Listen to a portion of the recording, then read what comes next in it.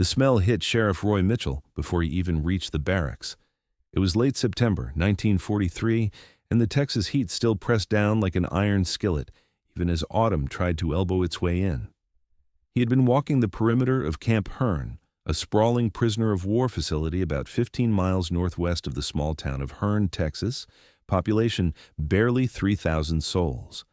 The camp itself held close to 5,000 Italian prisoners, captured in the North African campaigns and shipped across an ocean to spend the war behind barbed wire in the heart of Texas cotton country. Mitchell stopped mid-stride, his boot hovering over the dusty ground. That scent, sweet, pungent, unmistakable, fermenting fruit. His jaw tightened. He had been a deputy during the tail end of Prohibition, back when finding a still meant smashing it to pieces and hauling bootleggers off to county lockup.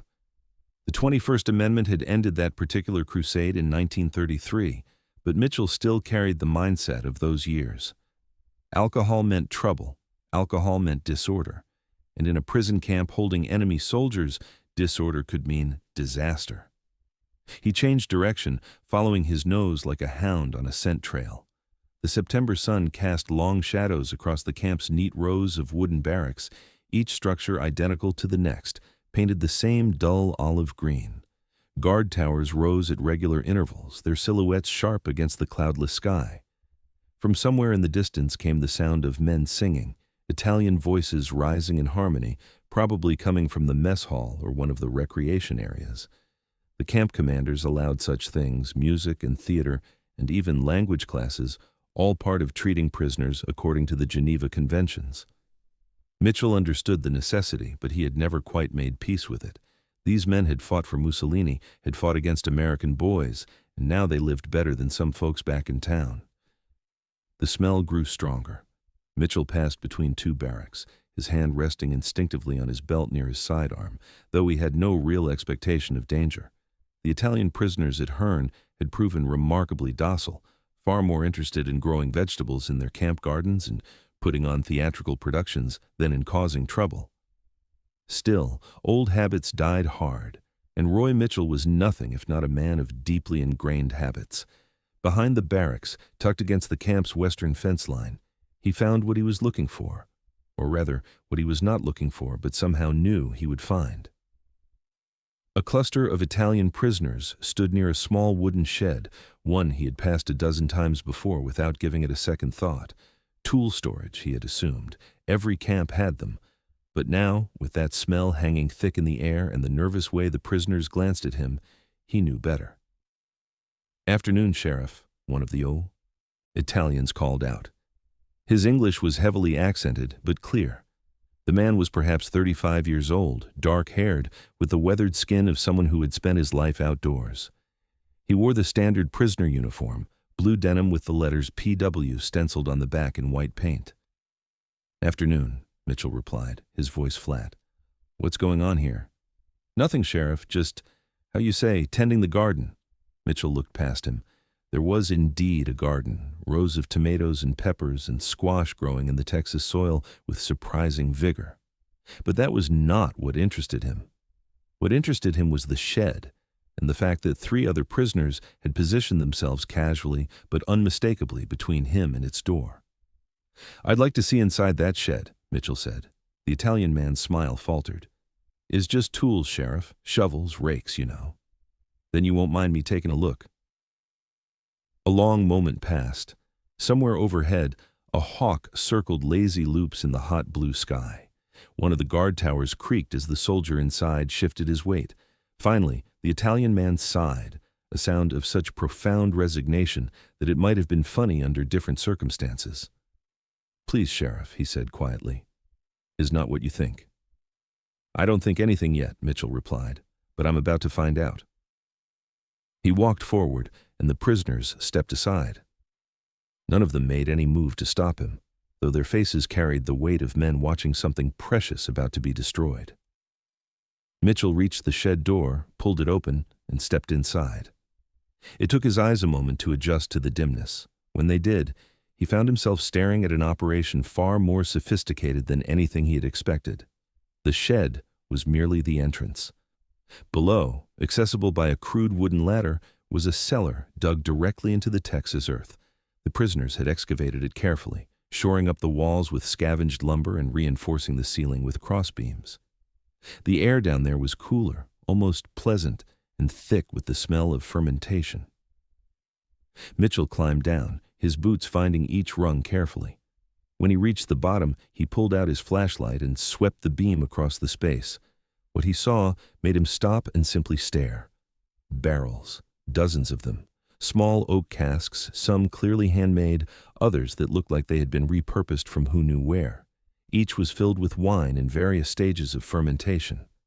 Along one wall stood wooden racks holding hundreds of glass bottles, some filled with dark red wine, others with white, all of them corked and carefully labeled in Italian script.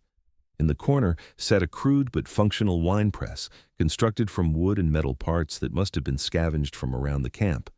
Hanging from the ceiling were bunches of dried grapes, their skins wrinkled but still fragrant. It was not just a hobby. It was not some small-scale operation meant to provide a few prisoners with an occasional glass of homemade wine. This was a vineyard, or at least the production side of one, hidden underground and operating right under the noses of the camp authorities. Mitchell estimated there must be close to 500 gallons of wine down here, maybe more. The scale of it staggered him. He heard footsteps on the ladder behind him. The Italian man who had spoken to him earlier descended, his movements slow, almost ceremonial. When he reached the bottom, he stood beside Mitchell and gazed at the wine barrels with an expression that might have been pride or might have been sorrow. Perhaps it was both. "My name is Giuseppe Carelli," the man said quietly. "I am from Tuscany. In my village, every family makes wine. Is not crime, Sheriff, is life, is who we are." Mitchell turned to face him. "How long has this been going on?" Giuseppe shrugged. "Since the spring, 6 months, maybe 7. We arrived here last winter.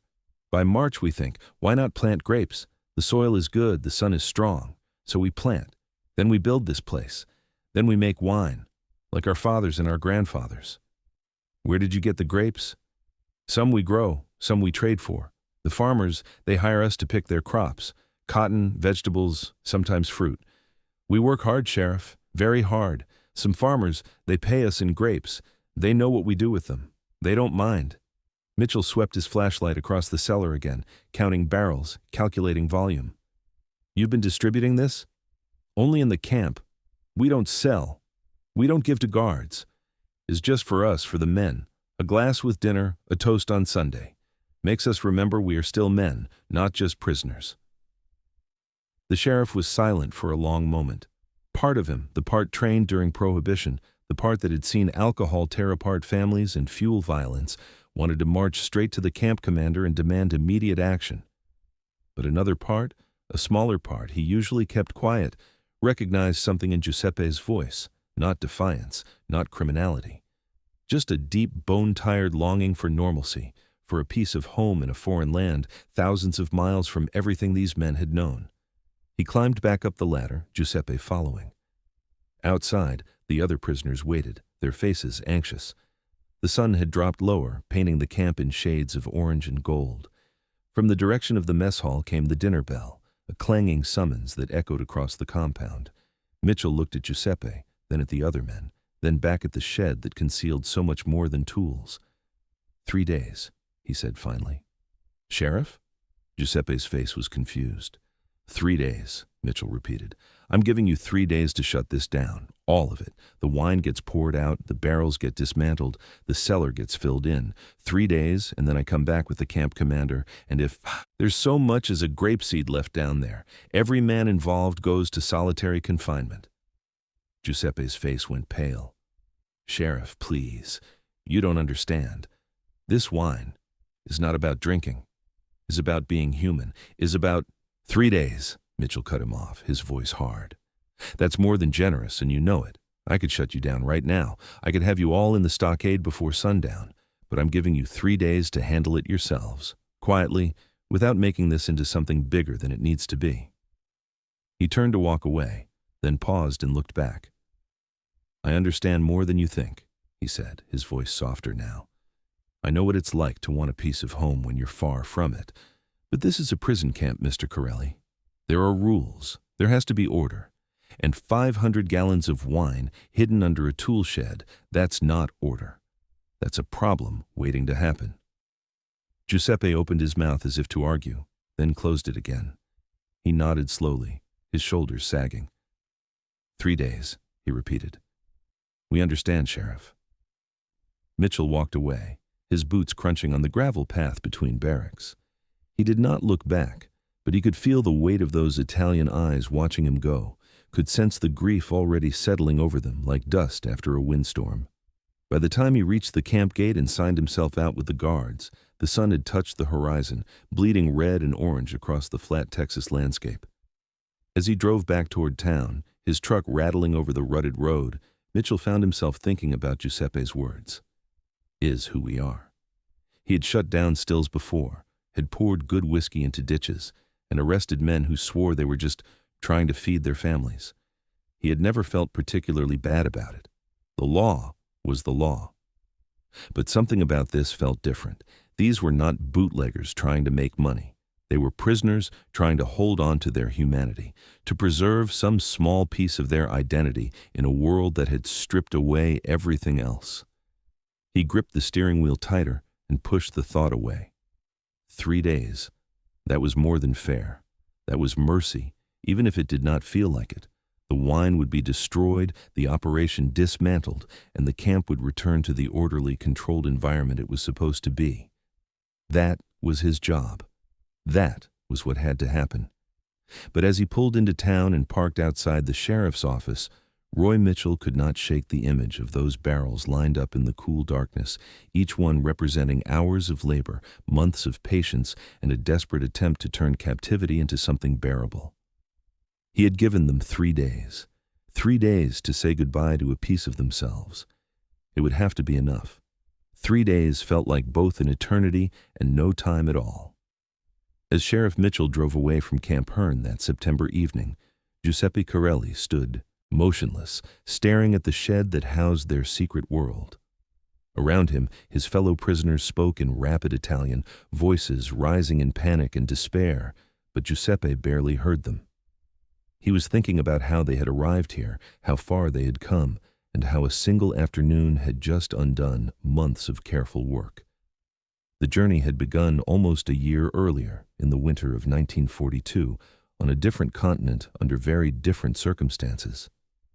Giuseppe and most of the men now at Camp Hearn had been captured during the North African campaign, that brutal chess match fought across desert sands between Rommel's Afrika Korps and the Allied forces. The Italians had been Germany's reluctant partners, and when the tide turned at El Alamein, thousands found themselves marching into British captivity with their hands raised and their canteens empty. From there, the journey became a blur of processing centers and holding camps. The British had too many prisoners and not enough space, so by agreement with the Americans, tens of thousands of Italian POWs were loaded onto Liberty ships and sent across the Atlantic. Giuseppe remembered that voyage with crystal clarity. 3 weeks in the hold of a cargo vessel, men packed so tightly they could barely sit, the smell of vomit and unwashed bodies overwhelming, the constant fear that a German U-boat would send them all to the bottom of the ocean. When they finally saw the American coastline, many of the prisoners wept with relief, even knowing they were still captives, still enemies in a foreign land. They had landed at Newport News, Virginia, in January of 1943. The cold had shocked them. Most of these men came from Mediterranean climates, from villages in Tuscany, Sicily, Calabria, places where winter meant rain and cool breezes, not the bone-deep freeze of an American winter. They were processed again, documented, photographed, assigned numbers. Then they were loaded onto trains and sent west, traveling for days through a landscape so vast it seemed impossible, through mountains and plains, and finally into Texas, where the land stretched flat and endless under skies bigger than any Giuseppe had ever imagined. Camp Hearn had been constructed specifically to house Italian prisoners. It sprawled across hundreds of acres of former ranch land, surrounded by double fences topped with barbed wire, watched over by guard towers spaced at regular intervals. Inside those fences stood row after row of wooden barracks, each designed to house 60 men in tight quarters. There was a mess hall large enough to feed thousands, a chapel for religious services, an infirmary, recreation buildings, even a small theater where prisoners could stage performances. The Americans, Giuseppe learned quickly, took the Geneva Conventions seriously. Prisoners were to be housed, fed, given medical care, and allowed dignities that made captivity bearable, if not pleasant. The daily routine established itself within the first week. Wake at 6 in the morning to the sound of a whistle, head count at 6:30, every man accounted for, every face matched to a roster. Breakfast at 7, usually oatmeal or grits, foods the Italians found bland and strange but filling enough. Then, work assignments. The camp needed constant maintenance, latrines to be cleaned, grounds to be tended, buildings to be repaired. But the real work, the work that would come to define their captivity, lay outside the fences. By the spring of 1943, Texas faced a crisis familiar across rural America. The war had pulled millions of young men from farms and ranches, leaving fields untended and crops unharvested. The government's solution was practical if controversial: use prisoner labor. Italian POWs, considered less dangerous than Germans and far less threatening than the Japanese, were hired out to local farmers for everything from picking cotton to harvesting vegetables to tending livestock. The prisoners were paid 80 cents per day in canteen scrip, money they could spend on small luxuries like cigarettes, candy, or writing paper. The farmers got desperately needed labor. The prisoners got outside the wire, got to work under open skies, got to feel useful again. Giuseppe had been assigned to a farm owned by the Miller family, about 10 miles south of the camp. James Miller was in his 60s, too old for the draft, struggling to keep his land productive with just his wife and teenage daughter to help. When Giuseppe and 5 other Italians arrived that first morning in March, Miller had looked them over with undisguised suspicion, his shotgun leaning casually against the porch rail. But he needed hands, and these men had them. The work was hard but familiar. Giuseppe had grown up on his family's small farm in the hills outside Siena, had spent his childhood among grapevines and olive groves, had learned to read weather and soil and the subtle signs that told when crops were ready. The Texas soil was different, sandier and drier, but the principles remained the same. He and his fellow prisoners picked cotton until their fingers bled, harvested corn under the merciless sun, mended fences that seemed to stretch forever across the horizon. And they picked grapes. Miller had a small vineyard, just a few acres, growing mostly Mustang grapes, a wild Texas variety that produced small, thick-skinned fruit. The grapes were not particularly good for eating, Miller admitted, but they made acceptable jelly if you had the patience and enough sugar. He grew them more out of habit than profit, a holdover from his father's time. To Giuseppe, those grapevines were a revelation. He had not expected to find viticulture in Texas, had assumed this flat, hot land was too harsh for such delicate crops. But here they were, twisted old vines heavy with fruit, and the sight of them created an ache in his chest so profound he had to turn away to hide the tears that sprang to his eyes. This was home. This was Tuscany. This, impossibly, was a piece of the life he thought he had lost forever. One afternoon in late April, as they finished the day's work, Giuseppe approached Miller with a request. Could they have some of the grapes? Not many, just what would otherwise go to waste, the fruit that fell to the ground or grew too small for jelly making. Miller had shrugged and said, "Sure. Why not? Probably figured the Italians wanted to eat them." What he did not know, what Giuseppe carefully did not explain, was that those grapes represented possibility. They represented wine. The idea had started as little more than a dream, something the prisoners discussed in the barracks at night when homesickness felt like a physical weight on their chests. Someone mentioned how their father made wine. Someone else described their village's cooperative winery, and soon everyone was contributing memories, recipes, techniques. What began as nostalgia slowly transformed into something more concrete. Why couldn't they make wine here? They had grapes, or access to them. They had knowledge passed down through generations. What they needed was equipment, space, and secrecy. The equipment came slowly, piece by piece. A wooden barrel abandoned behind the camp warehouse, deemed unfit for water storage, but perfect for fermentation. Glass bottles collected from the camp kitchen, supposedly for recycling, but quietly diverted. Rubber tubing from the infirmary, taken during maintenance work and never reported missing.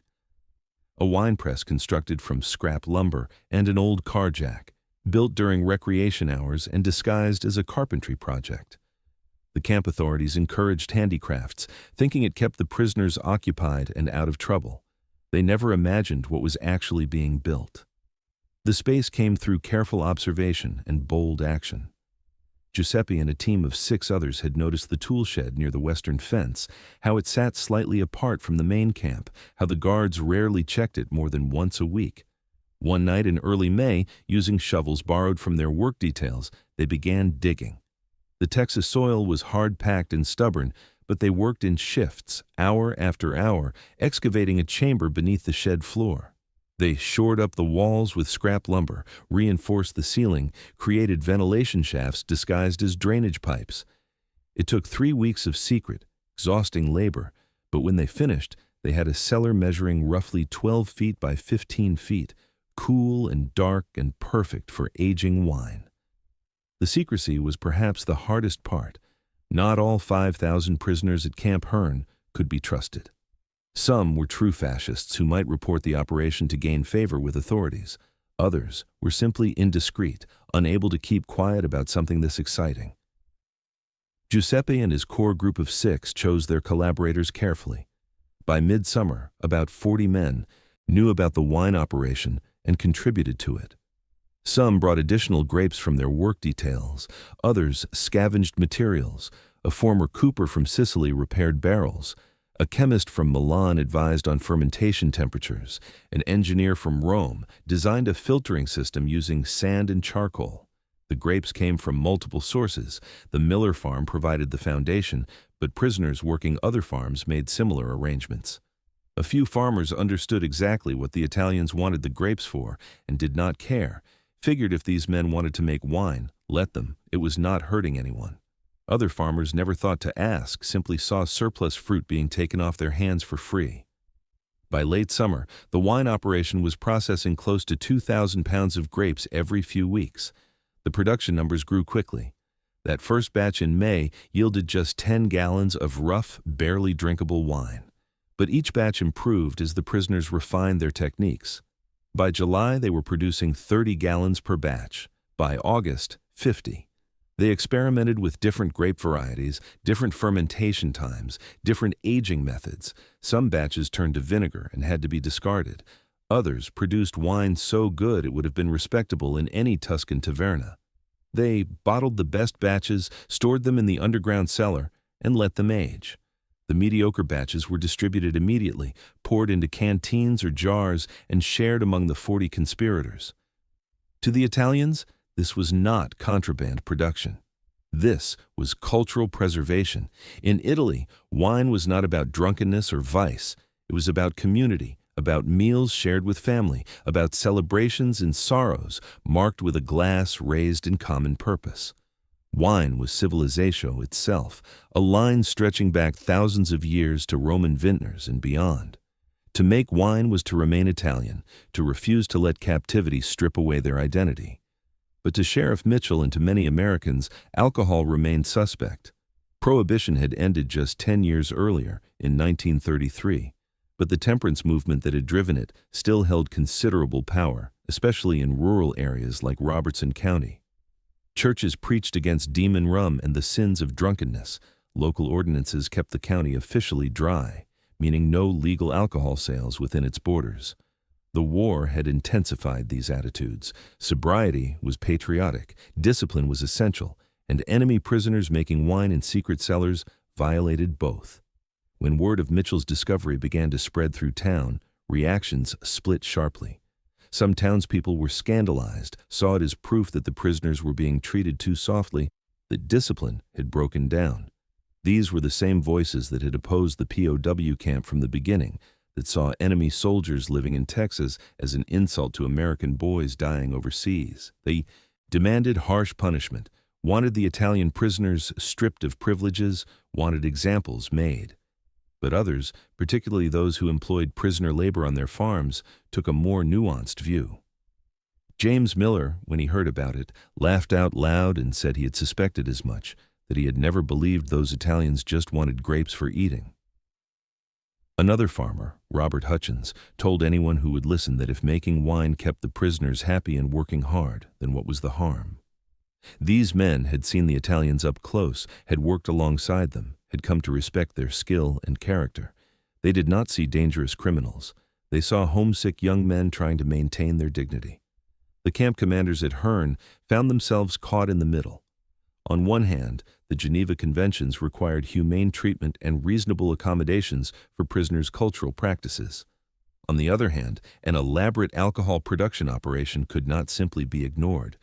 What if prisoners got drunk and violent? What if they tried to use wine as currency, creating a black market economy within the camp? What if other prisoners, seeing the Italians succeed, started their own illicit operations? Giuseppe understood all of this as he stood outside the tool shed that September evening, watching the sun set on what had been 7 months of careful work. He understood Sheriff Mitchell's position, even sympathized with it, but understanding did not make the loss any easier to bear. That wine cellar represented more than alcohol. It represented hope, creativity, community, and resistance against the psychological destruction that captivity threatened to inflict. The math told its own brutal story. Close to 500 gallons of wine, representing thousands of hours of labor, hundreds of pounds of grapes, months of patience and care, all of it about to be destroyed.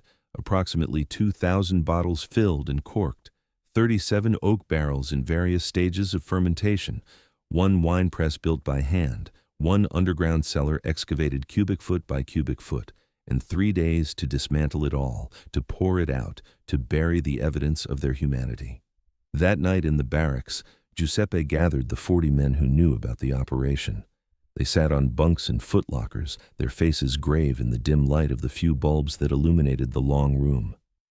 He explained what had happened, what Sheriff Mitchell had discovered, what the ultimatum was.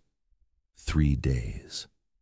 Some men wanted to fight it, to appeal to the camp commander, to argue that they had broken no military regulations, that winemaking was a cultural right. Others suggested hiding the wine elsewhere, moving it before the sheriff returned.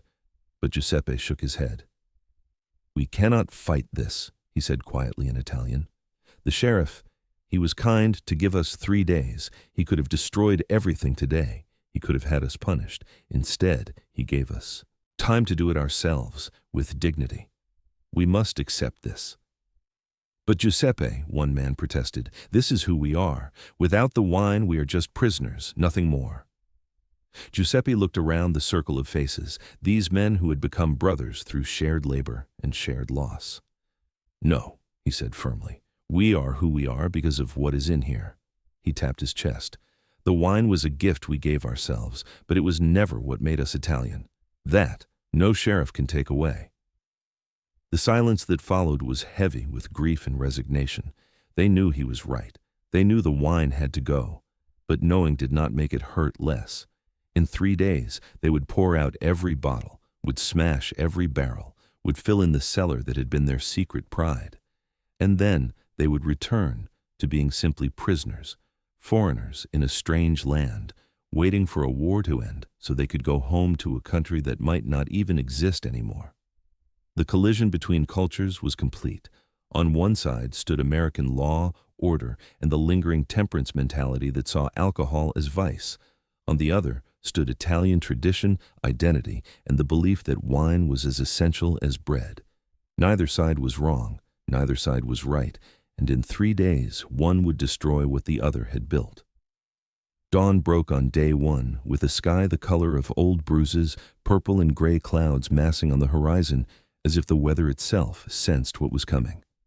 Sheriff Roy Mitchell arrived at Camp Herne just after 7 in the morning, earlier than he had told Giuseppe he would come. He wanted to see the operation in daylight, wanted to document everything properly before the 3-day deadline forced him to make good on his ultimatum. This was not just about enforcing the law anymore. This had become something larger, and Mitchell felt the weight of it pressing on his shoulders like a physical burden.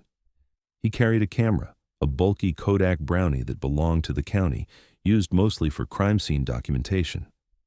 The guard at the gate waved him through without question. Everyone knew Sheriff Mitchell, knew he had jurisdiction that overlapped awkwardly with military authority, knew he had been coming to the camp regularly since it opened. But today, his face carried a different expression, harder and more determined, and the guard watched him walk toward the western section of the camp with something like apprehension. Giuseppe was waiting near the tool shed, along with 3 other men. They had been there since before sunrise, Mitchell guessed, standing vigil over what they knew they were about to lose. The sheriff nodded to them but did not speak, simply opened the shed door and climbed down into the cellar. This time, he took his time, methodically photographing every barrel, every bottle rack, every piece of equipment. The flash powder ignited with small pops of light that seemed obscenely bright in the underground darkness. Each photograph captured evidence, yes, but also artistry. These men had built something remarkable down here, and Mitchell found himself reluctantly impressed despite his official disapproval. When he climbed back up, Giuseppe stood waiting with a bottle in his hands. It was one of their best vintages, Mitchell could tell even without tasting it, the glass clean, the cork sealed with wax, the wine inside a deep ruby red that caught the morning light beautifully. "Please, Sheriff," Giuseppe said, holding out the bottle, "before you judge us, taste what we have made. Understand what you are destroying." Mitchell stared at the bottle for a long moment. Every instinct told him to refuse, to maintain professional distance, to not compromise his authority by accepting anything from these men. But something in Giuseppe's face made him reach out and take it. Not defiance, not bribery, simply an earnest plea to be understood. "I'll take it," Mitchell said quietly, "but it won't change what has to happen." "I know," Giuseppe replied, "but perhaps it will help you understand why it matters." Mitchell left the camp at 9 with the bottle wrapped in newspaper on his truck's passenger seat and a manila folder full of photographs under his arm. His next stop was the office of Major Robert Thornton, the camp commander, a career Army officer who had been assigned to Hearn with the unenviable task of managing thousands of Italian prisoners while navigating the complex web of civilian and military jurisdiction that governed POW camps on American soil. Thornton's office occupied a corner of the administration building just inside the camp's main gate. When Mitchell arrived, the major was already dealing with the morning's paperwork, a cigarette burning in an ashtray beside him, and coffee going cold in a chipped mug. He looked up when Mitchell entered, and something in the sheriff's expression made him put down his pen immediately. "Roy," Thornton said carefully, "what's wrong?" Mitchell laid the folder on the desk and explained what he had found. Thornton listened without interrupting, his face growing more troubled with each detail. When Mitchell finished, the major opened the folder and slowly examined each photograph, his jaw tightening. "Jesus," Thornton muttered finally. "How long has this been going on?" "Since spring, from what I gather, maybe longer." "And you're sure about the volume? 500 gallons? "At least, maybe more. I didn't count every bottle."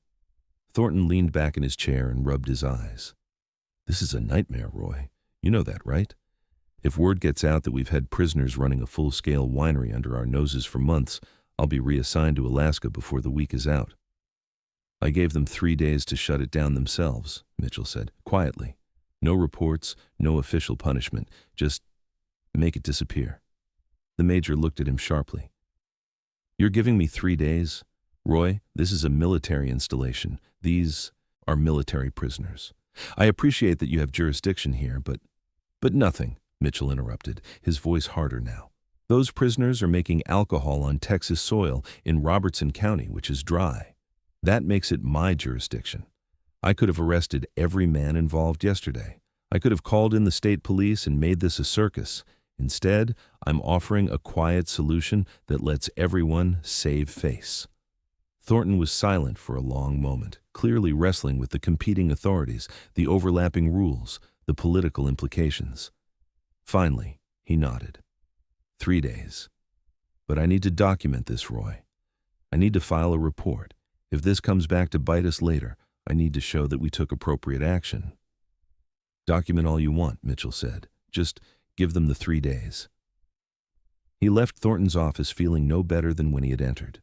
The weight of the decision sat heavy on him, made worse by the bottle of wine, still wrapped in newspaper in his truck. That evening, alone in his small house on the edge of town, Mitchell unwrapped it and stared at the bottle for a long time. Then, almost defiantly, he opened it and poured himself a glass. The wine was extraordinary, smooth and complex with layers of flavor that revealed themselves slowly, notes of dark fruit and earth and something he could not quite name but recognized as craftsmanship.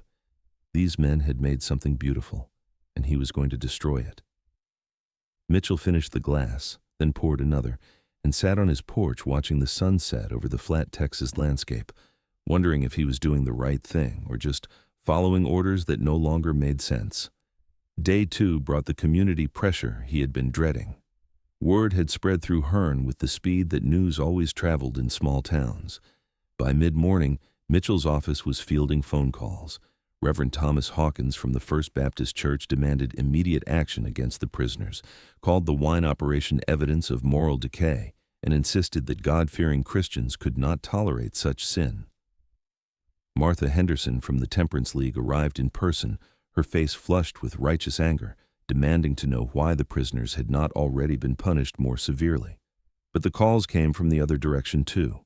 James Miller stopped by to tell Mitchell he thought the whole thing was overblown, that those Italian boys had done nothing worse than his own grandfather used to do during Prohibition. Robert Hutchins wrote a letter, delivered by hand, arguing that prisoners had a right to maintain their cultural traditions within reason. Even Mayor William Foster, normally cautious about controversy, called to suggest that perhaps discretion was the better part of valor, that making a big public fuss about this might do more harm than good. Mitchell listened to all of it, made notes, maintained his professional demeanor, and gave nothing away. But inside, the conflict grew. He understood both sides. He had been raised in a church that preached temperance, had seen what alcohol could do to families and communities, but he had also tasted that wine, had seen the care and skill that went into its creation, had recognized in Giuseppe's face the same desperate need for dignity that any man might feel when stripped of everything familiar. The legal framework was maddeningly unclear. Texas law prohibited the manufacture and sale of alcohol in dry counties, but the penalties were designed for commercial operations, not cultural practices in a military prison camp. The Geneva Conventions required respect for prisoners' religious and cultural traditions, but did not specifically address alcohol. Army regulations prohibited prisoners from possessing contraband, but defined contraband so broadly that almost anything could qualify. Mitchell spent hours that day on the phone with the State Attorney General's office, with Army legal advisors, with anyone who might clarify what authority he actually had and what he should do with it. The answers were uniformly unhelpful variations on "use your best judgment." At the camp, Day 2 brought a different kind of pressure. Major Thornton called a meeting with Giuseppe and the other leaders of the wine operation. Mitchell attended as an observer, sitting in the back of the room while the major tried to navigate between military discipline and human compassion. The Italian prisoners made their case eloquently, speaking through an interpreter, but with such passion that translation almost seemed unnecessary. Wine was not vice in Italian culture, they argued. It was sustenance, tradition, family. To deny them wine was to deny them their identity as Italians. One prisoner, an older man named Antonio who had been a village mayor before the war, spoke with particular force. "Major Thornton, Sheriff Mitchell," he said, his voice steady despite the emotion behind it, "in my village we have made wine for 2,000 years. When Rome was an empire, we were making wine. When your country did not yet exist, we were making wine. This is not crime. This is who we are. You have taken our freedom, you have taken our homeland, you have taken our families. Please, do not take our souls." The room was silent when he finished. Thornton cleared his throat uncomfortably. Mitchell stared at his hands. Finally, the major spoke. "I understand what you're saying, Antonio. I truly do. But we have laws here. We have regulations. And Sheriff Mitchell has jurisdiction in this matter. The wine has to go. You have one more day." The prisoners filed out quietly, their defeat absolute. Giuseppe was the last to leave, and he paused at the door to look back at Mitchell. Their eyes met for a moment, and something passed between them, not quite understanding but perhaps recognition. Two men doing what they believed they had to do, even though it satisfied no one. That night, the prisoners held what they called a farewell celebration. They brought up bottles from the cellar, dozens of them, and distributed them among the men who had worked on the operation. They did not get drunk or rowdy. They simply sat together, sipping wine and sharing memories of home, of vineyards in Tuscany and Sicily, of harvest festivals and family dinners. They sang songs, old Italian folk songs about wine and love and the land. Guards watched from a distance but did not interfere. Even they seemed to understand that this was not rebellion, but mourning. Day 3 arrived with brutal finality. Mitchell returned to Camp Hearn at 8 in the morning, this time accompanied by Major Thornton and a work detail of American soldiers. The plan was simple and heartbreaking. The wine would be poured out, the barrels would be broken apart, the bottles would be smashed, the underground cellar would be filled in with dirt and gravel.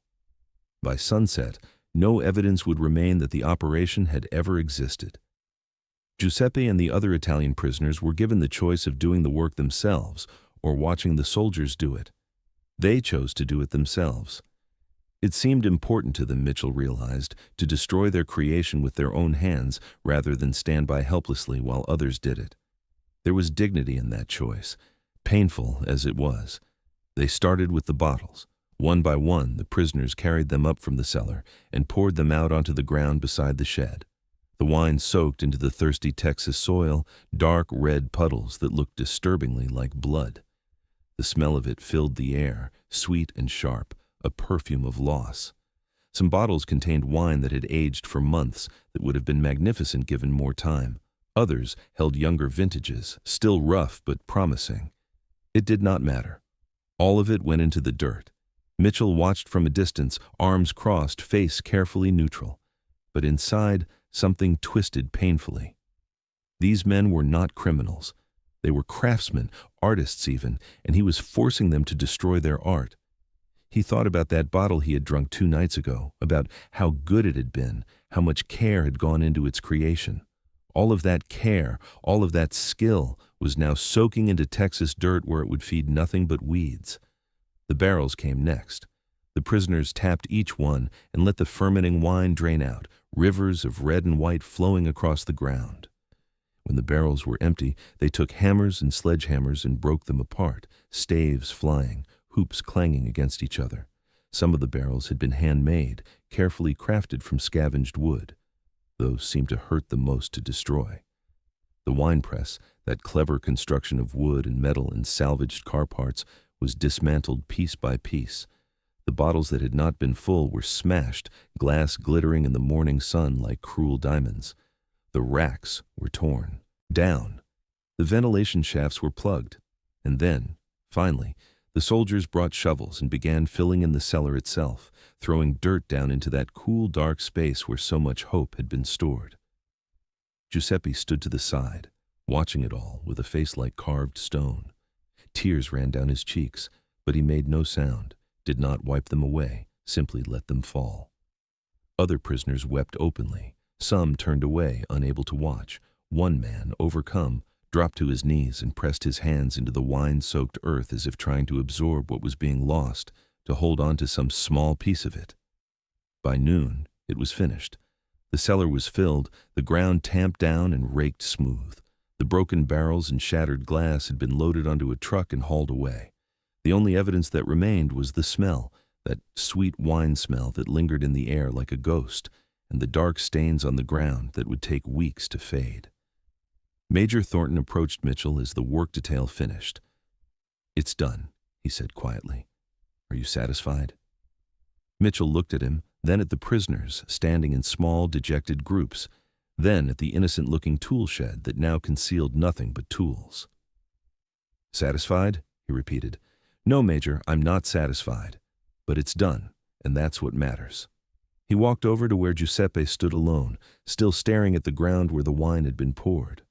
For a long moment, neither man spoke.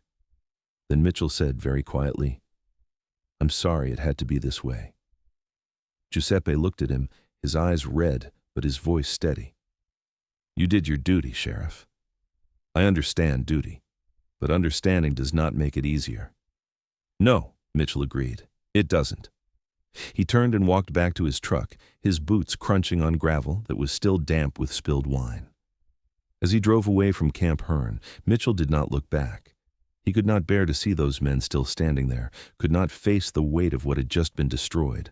The law had been upheld, order had been maintained, and somehow everyone involved felt like they had lost. The destruction of the wine cellar in September of 1943 was not the end of the story. In many ways, it was only the beginning. The wine had been poured out, the barrels broken, the evidence erased, but what remained could not be so easily destroyed. Memory, knowledge, and the quiet determination of men who had learned that some things matter more than compliance. Giuseppe Corelli and his fellow prisoners remained at Camp Hearn for another 2 years. The war ground on with agonizing slowness, each month bringing news of Allied advances and Axis retreats, each victory pushing them closer to a homecoming they both longed for and dreaded. They continued their work on local farms, continued their daily routines, continued to survive captivity with as much dignity as circumstances allowed. But something had changed after that. September Day. The wine operation had been their secret pride, their hidden resistance against the psychological erosion of imprisonment. Without it, the days felt heavier, the sky less wide, the future more uncertain. They never tried to rebuild the operation. Sheriff Mitchell's ultimatum had been clear, and Giuseppe had too much respect for the man's restraint to violate that implicit trust. But they talked about it constantly in the barracks at night, remembering the taste of that wine, the satisfaction of creating something beautiful, the connection to home that each bottle had represented. Those conversations became their own form of preservation, keeping alive through words what could no longer exist in barrels and bottles. The war in Europe ended in May of 1945 with Germany's surrender, followed by Italy's complicated position as a nation that had switched sides, fought against its former allies, and emerged from the conflict damaged and divided. The repatriation of Italian prisoners began slowly that summer and stretched into 1946. Giuseppe was among the last groups to leave Camp Hearn, boarding a train in August of 1946 that would take him to a port and then a ship, and finally back across the Atlantic to a homeland he had not seen in more than 4 years. Italy was devastated. Giuseppe returned to his village outside Siena to find his family's farm damaged by fighting, his father dead from illness during the war, his mother aged beyond her years. The vineyards he remembered from childhood were overgrown and neglected, the winemaking equipment gone, sold, or stolen during the chaos of occupation and liberation. It would take years to rebuild, and even then, nothing would be quite the same. But Giuseppe carried something back with him that could not be measured in physical terms. He had seen American abundance, had witnessed industrial-scale agriculture, had learned techniques and methods that Italian farmers had never considered. More importantly, he had learned that dignity could survive even in captivity, that culture could be preserved even in exile, and that winemaking was not just about tradition, but about resistance against forces that sought to strip away identity. He was not alone in these lessons. Across Italy, thousands of returning prisoners brought similar insights. They had seen how American farms operated with machinery and efficiency that made Italian agriculture look medieval by comparison.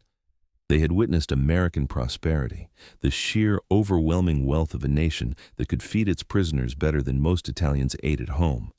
And many had participated in their own small acts of cultural preservation, whether making wine in Texas or growing gardens in Oklahoma or cooking Italian meals in Montana camps. These experiences shaped the rebuilding of post-war Italy. The men who returned understood that modernization did not mean abandoning tradition. They mechanized their farms while preserving their winemaking heritage. They adopted American efficiency while maintaining Italian craftsmanship. In Giuseppe's village, he helped establish a cooperative winery that combined traditional techniques with modern equipment, producing wines that would eventually gain recognition far beyond Tuscany. When asked years later by a journalist what inspired him to modernize while others clung to old methods, Giuseppe mentioned his time in Texas, the lessons learned from both abundance and loss. But not all the prisoners went home. Some, perhaps 2,000 Italian POWs across all American camps, chose to remain in the United States after the war. They had grown attached to the country, had fallen in love with American women, or simply saw more opportunity in America than in war-ravaged Italy. The paperwork was complicated, requiring special permissions and sponsorships, but for those determined enough, immigration was possible. Among those who stayed were 3 men from the Camp Hearn wine operation. Marco Benedetti, the former cooper from Sicily, settled in California's Napa Valley in 1948. He found work at an established winery, and his skills, honed in the underground cellar of a Texas prison camp, quickly earned him respect. Within a decade, he had saved enough to purchase a small vineyard of his own. He named it Hearn Hills Winery, a tribute to the place where he had learned that winemaking was not just a craft, but an act of defiance and hope. Carlo Rossini, the chemist from Milan who had advised on fermentation temperatures, ended up in Texas itself. He married a woman from Hearn, whose family had employed him during the war, and together they purchased land northwest of Austin in the Hill Country. In 1952, he planted the first commercial wine grapes in that region, varieties imported from Italy that he believed would thrive in the Texas climate. His neighbors thought he was crazy. The Hill Country was cattle and cotton land, not wine country. But Carlo had learned patience in that underground cellar, had learned that some things take time to prove themselves. The third was Antonio Conti, the former village mayor who had spoken so eloquently to Major Thornton about 2,000 years of Italian winemaking tradition. He settled in New York, in a neighborhood in Brooklyn that was filling with Italian immigrants. There he opened a small restaurant that served traditional Tuscan food and, once New York's wine laws permitted it, wines imported from Italy. He never made wine commercially again, but he taught his children and grandchildren the traditions, the techniques, the philosophy that wine was not about alcohol, but about culture and connection. These 3 men, and others like them scattered across America, became unlikely ambassadors of Italian wine culture in a country that was only beginning to develop its own serious viticulture.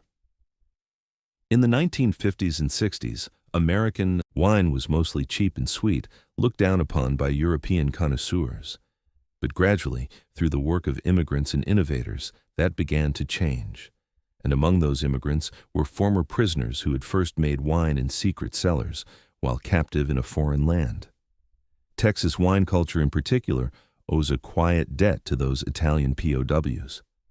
Carlo Rossini's early experiments in the Hill Country proved that the region could support viticulture, though it would take decades for commercial production to become viable. By the 1970s, other vintners were following his example, planting grapes in the limestone soil, discovering that the Texas climate, despite its heat and unpredictability, could produce distinctive wines. By the early 2000s, Texas had become the 5th largest wine-producing state in America, with over 300 wineries scattered across the Hill Country, the High Plains, and other regions. Many of those wineries have Italian names, Italian grape varieties, and Italian techniques, a legacy that traces back, however indirectly, to prisoners who refused to let captivity destroy their culture. In Hearn itself, the memory of Camp Hearn and its Italian prisoners faded for decades. The camp was dismantled after the war, its buildings sold off or torn down, its purpose served. The land returned to private hands, to farming and ranching. Few in the town talked about the camp, and fewer still knew about the wine cellar that had existed for 7 months beneath a tool shed. It was not the kind of history that communities necessarily celebrated, evidence of enemy soldiers living among them, reminders of wartime controversies. But in the 1990s, historians began researching POW camps across America, documenting an aspect of World War II that had been largely forgotten. Camp Hearn became the subject of books and articles, its story preserved in archives and oral histories. Veterans who had guarded the camp, now elderly men, shared their memories. And in Italy, former prisoners or their families began reaching out, looking for information about the years spent in Texas. It was during this research that the story of the wine cellar came to light. Giuseppe Corelli had died in 1987, but before his death, he had recorded his memoirs. including detailed accounts of the winemaking operation. Those memoirs, translated and published in English, revealed the full scope of what had been created and destroyed. Other prisoners contributed their own memories, and gradually a complete picture emerged of an operation that had been far more sophisticated and meaningful than anyone at the time had fully understood. Sheriff Roy Mitchell had died much earlier, in 1962, at the age of 73. He had continued as sheriff of Robertson County until 1958, when age and health forced his retirement.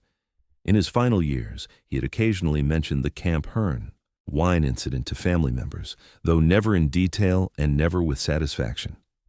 His grandson, interviewed by historians in the 2000s, remembered his grandfather saying once, "I did my duty, but I'm not sure it was the right thing. Those Italian boys weren't criminals. They were just trying to stay human." That quote, more than any official record, captures the essential tragedy and complexity of the story. Mitchell had been caught between law and empathy, between duty and understanding. He had chosen law, as his position required, but the choice had haunted him. The wine he had drunk that night after the discovery had revealed to him exactly what he was destroying. Not contraband, not vice, but art and identity and resistance. The broader lesson of the Camp Hearn wine cellar connects to the larger story of POW treatment in America during World War II. The Germans in Texas, working on cattle ranches and eating steak, learning cowboy skills and forming unexpected friendships with their captors. The Italians at Hearn, creating an underground winery and fighting to preserve their culture. The Japanese in other camps, facing harsher treatment and deeper suspicion, but also finding moments of human connection. All of these stories reveal a paradox at the heart of American identity during wartime. America during World War II was simultaneously remarkably tolerant and disturbingly strict. The Geneva Conventions were followed with almost obsessive care. Prisoners were paid for their labor and allowed recreation and cultural activities. Yet, alcohol was forbidden, escape attempts were punished severely, and any behavior that threatened order was crushed immediately. This was not hypocrisy exactly, but rather a reflection of American values in tension with each other. Freedom and order, compassion and discipline, respect for culture and enforcement of law.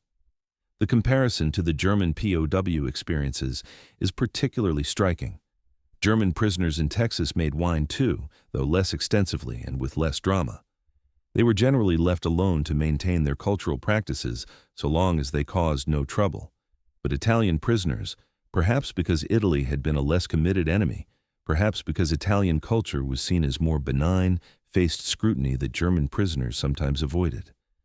The destruction of the Camp Hearn wine cellar was unusual precisely because most POW camps quietly tolerated such operations, recognizing them as harmless outlets for homesickness and cultural identity. What the Vineyard shutdown revealed about American identity was this: America in wartime was a nation deeply conflicted about who it wanted to be. It wanted to be generous to its enemies, to prove that democracy made it morally superior to fascism. But it also wanted to maintain control, to enforce its laws even when those laws no longer made sense, to demonstrate strength through discipline. These competing desires created situations like the wine cellar, where genuine kindness and harsh enforcement existed side by side, neither quite winning, both leaving everyone involved feeling that something important had been lost. The human cost of enforcing law versus honoring tradition cannot be measured in economic terms. The 500 gallons of wine destroyed represented perhaps a few $1,000s in materials and labor. But the psychological cost was far higher. For the Italian prisoners, the destruction represented another loss in a war that had already taken everything from them. It was their homes destroyed again, their families lost again, their identity stripped away again. For Sheriff Mitchell, it represented a compromise of his own humanity, a moment when duty forced him to act against his better judgment. And for the community of Hearn, it represented a missed opportunity to demonstrate the kind of compassion that could have healed wartime wounds rather than deepening them. Yet, paradoxically, the destruction also preserved something. Because the wine cellar had to be destroyed, It became legend rather than routine. Because it was shut down after 3 days, it became a story of resistance and loss rather than just another detail of camp life. Giuseppe and his fellow prisoners remembered the wine cellar for the rest of their lives, not despite its destruction, but because of it. The loss made it precious, made it meaningful in ways that continuation might not have. When Marco Benedetti named his Napa Valley winery Herne Hills, he was not commemorating success. He was commemorating the attempt, the resistance, the refusal to surrender identity even in captivity. When Carlo Rossini planted those first grapes in the Texas Hill Country, he was not trying to recreate the underground cellar. He was trying to prove that what had been destroyed could be rebuilt in better circumstances, with freedom rather than secrecy, with pride rather than fear. By the early 2000s, the Texas wine industry had grown to produce approximately 2 million gallons annually across more than 450 acres of vineyards. The economic impact reached into the tens of millions of dollars. Italian grape varieties, Sangiovese and Trebbiano and Vermentino, grew alongside French and Spanish varieties in the limestone soil of the Hill Country. And while no one claimed direct descent from the Camp Herne wine cellar, the connection existed in spirit, if not in fact. Those Italian prisoners had proven that Texas could support viticulture, that winemaking could survive even in the most unlikely circumstances, and that culture, once planted, grows roots too deep to fully destroy. In 2011, a group of historians and community members established a museum dedicated to Camp Herne, preserving its history and honoring both the prisoners who lived there and the guards who watched over them. Among the exhibits is a recreation of the wine cellar built from photographs and prisoner memoirs, showing the barrels and bottles and equipment that existed for 7 months in 1943. Visitors can see the scale of the operation, can understand the skill and determination required to build it, and can contemplate the tragedy of its destruction. Next to the recreation is a bottle of wine, donated by Herne Hills Winery in California, a Sangiovese made in the Tuscan style by the grandson of Marco Benedetti. The label reads, "In memory of prisoners who refused to forget who they were." It is not for drinking, that bottle. It is a memorial, a symbol, a reminder that some victories come not from winning, but from refusing to surrender. The story of the Camp Herne wine cellar is not a happy one. There are no clear heroes, no satisfying resolutions, no moments when justice and compassion align perfectly. Sheriff Mitchell did his duty and regretted it. Giuseppe Corelli preserved his culture and lost it. The wine was destroyed, but its legacy survived. Everyone involved paid a price, and what they purchased with that price was simply the knowledge that they had tried, that they had cared, that they had recognized something important, even if they could not save it. In the end, the Vineyard shutdown stands as a testament to the complexity of wartime morality. It shows us that doing the right thing is not always clear, that law and justice are not always synonymous, and that the human need for dignity and cultural identity can survive even the most determined efforts to suppress it. The wine soaked into Texas soil in September of 1943, but what it represented, that essential human refusal to be reduced to mere survival, could not be poured out or smashed or filled in with dirt. It endures. In every bottle of Texas wine that carries an Italian name, in every memoir written by former prisoners who remember those 7 months of secret pride, in every story passed down through families about grandfathers who made wine in captivity and taught their children that culture is not luxury but necessity, not decoration, but foundation. The wine is gone. The memory remains. And perhaps that is the truest legacy of all, the understanding that what we create in resistance to forces that would diminish us becomes more valuable precisely because of that resistance. Sheriff Mitchell gave them 3 days. Giuseppe Corelli and his fellow prisoners gave us a story that has lasted 80 years and will last as long as anyone remembers that even in the darkest times, even behind barbed wire, even facing certain loss, humans will plant vineyards, will press grapes, will make wine, will insist on remaining human. That insistence is not rebellion. It is not crime. It is simply the stubborn, beautiful, tragic determination to be more than circumstances allow, to preserve identity when everything conspires to erase it, to make wine in a tool shed because wine means civilization, means home, means hope. The cellar was filled in.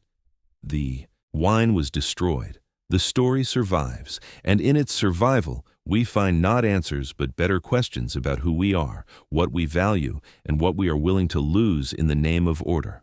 Those questions matter more than any wine ever could.